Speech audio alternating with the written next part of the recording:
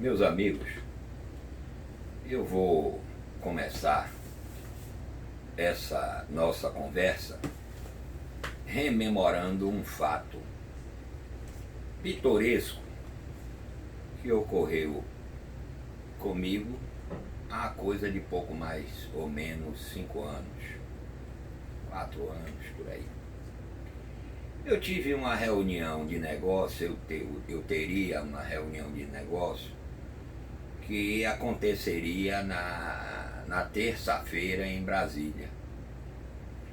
E por uma questão de cautela, viajei na companhia de um colega, de um ilustre advogado. Viajamos na segunda, para podermos, na terça, já estarmos lá, sem assolamento, enfim.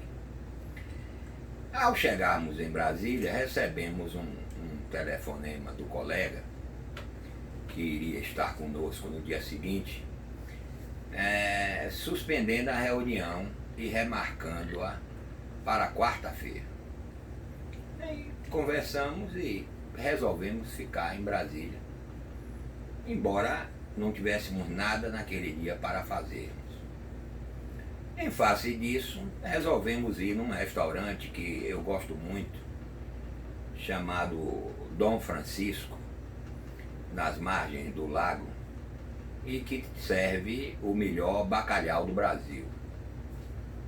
Como esse colega e eu gostamos de tomar um vinhozinho, uma cervejinha, chegamos mais cedo, não tínhamos nada para fazer, chegamos por volta das 11 horas.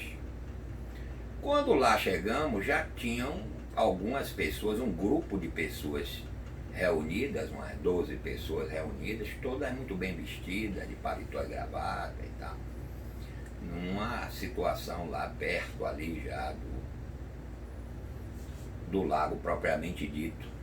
Observei aquilo e imaginei que se tratasse de uma comemoração de aniversário natural, embora fosse um dia de semana.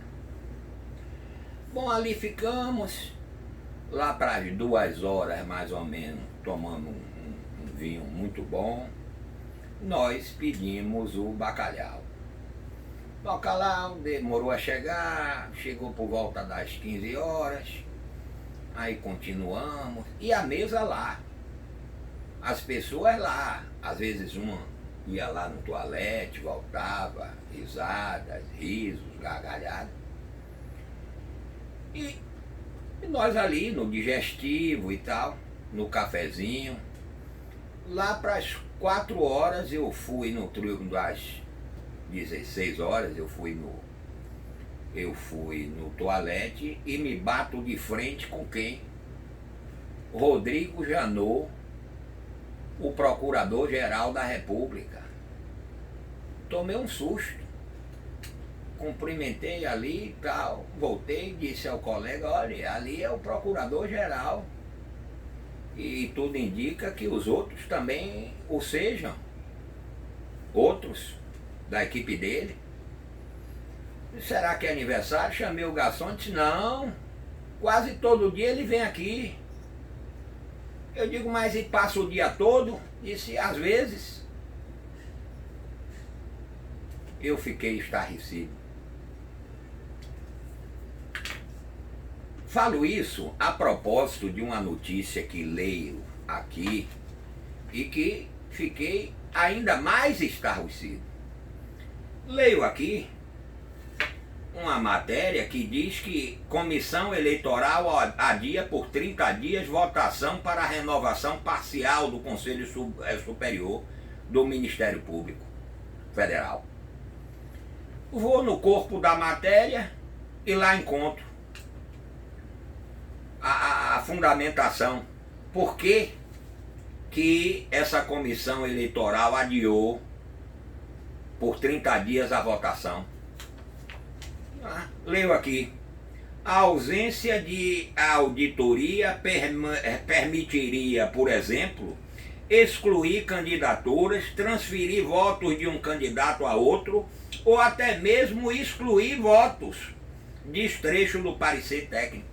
E esse parecer se refere às eleições pretéritas do Ministério Público Federal. Então, leio mais adiante. Nos próximos dias, a Comissão Eleitoral definirá um sistema auditável para ser utilizado.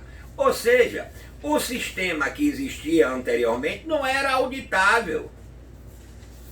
Para além, então, de todas aquelas festas, aqueles converscotes, aqueles eventos, coquetéis, música, orquestra, para além de tudo aquilo que refoge completamente da função primacial do parquê, notadamente do parquê federal, ainda havia a possibilidade de fraude.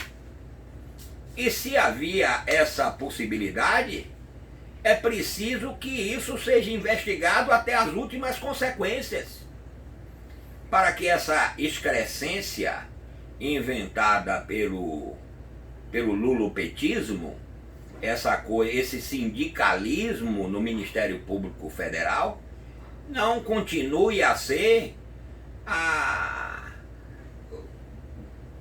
farmacopeia que resolveria todos os problemas da nação.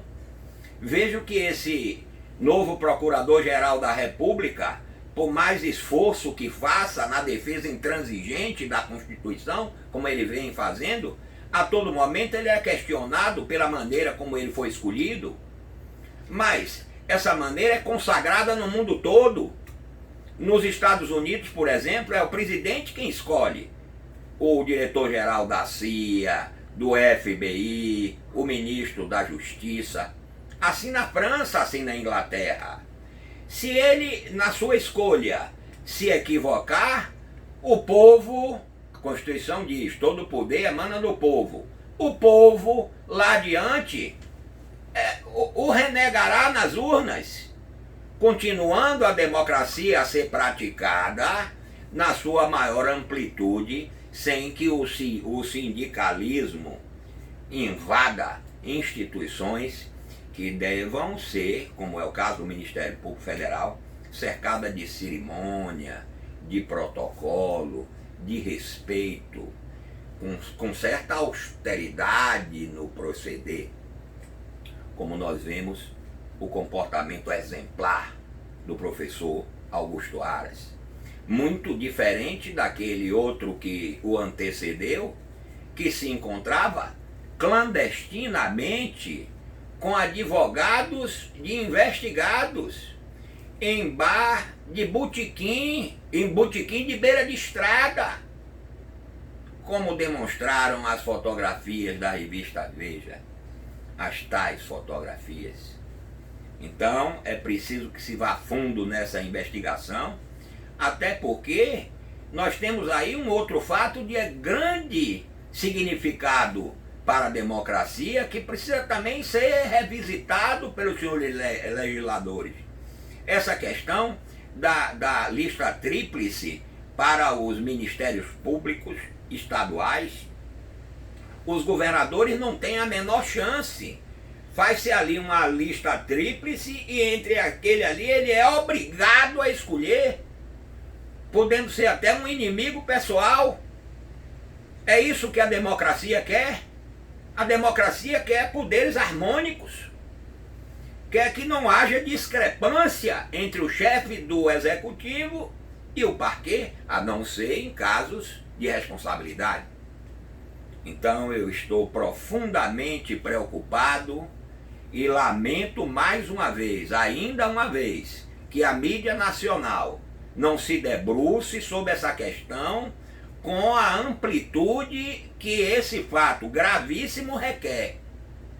Não estou dizendo que essa fraude ocorreu, estou dizendo que ela poderia ter ocorrido, na medida em que, segundo a nota do próprio Ministério Público Federal e pelo que li no jornal O Globo, essa fraude era passível de se verificar, de forma que só investigações mais rigorosas é que poderão levar a uma conclusão que tranquilize a sociedade como um todo. Eu penso que o Congresso Nacional deve se debruçar sobre essas escolhas, porque não pode um chefe de executivo ficar engessado numa lista tríplice que os comandados é quem escolhem seu comandante, numa absoluta inversão de valor democrático, no meu entender. Esse era o meu recado de hoje.